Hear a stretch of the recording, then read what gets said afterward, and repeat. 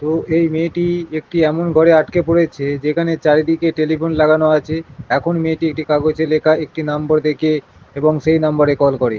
ফোনে একটি automatic voice আসে, সেখানে মেয়েটিকে প্লাস করতে বলা হয়, কিন্তু মেয়েটি ফোনে কেটে দেয়। তখন আরেকটি ফোন বাজতে শুরু করে এবং সেখানেও মেয়েটিকে প্লাস করতে বলা হয়। মেয়েটি কিছু বুঝে উঠতে পারে তার আগেই ফোন থেকে পানি বের হতে শুরু করে। ধীরে ধীরে সব ফোন থেকে পানি বের হতে থাকে এবং ঘরে পানি ভর্তি হতে থাকে। এখন মেয়েটি ভাবতে থাকে, তখন সে ঘরের ছাদের দিকে তাকিয়ে দেখে একটি টয়লেট এবং ফ্ল্যাশ আছে। সে তাড়াতাড়ি সেখানে পৌঁছে, কিন্তু দেখে যে ফ্ল্যাশে হ্যান্ডেল নেই। তখন তার মনে পড়ে সেই কাগজটির কথা যেখানে নাম্বার লেখা ছিল। এখন মেয়েটি কিছু ভাবে এবং পানির নিচে গিয়ে সেই নম্বর আবার কল করে। কল করতেই একটা ফোনের ঢাকনা খুলে যায় যেখানে ফ্ল্যাশের হ্যান্ডেল রাখা ছিল। মেয়েটি তাড়াতাড়ি হ্যান্ডেলটি ফ্ল্যাশে লাগায় এবং ফ্ল্যাশ করে, যার ফলে ঘরের সমস্ত পানি বেরিয়ে যেতে থাকে। মেয়েটি তার চুল উপড়ে তোলে এবং তার ভিআর হেডসেট খুলে যায়। আসলে সেই মেয়েটি একটি ভার্চুয়াল রিয়েলিটি গেম খেলছিল।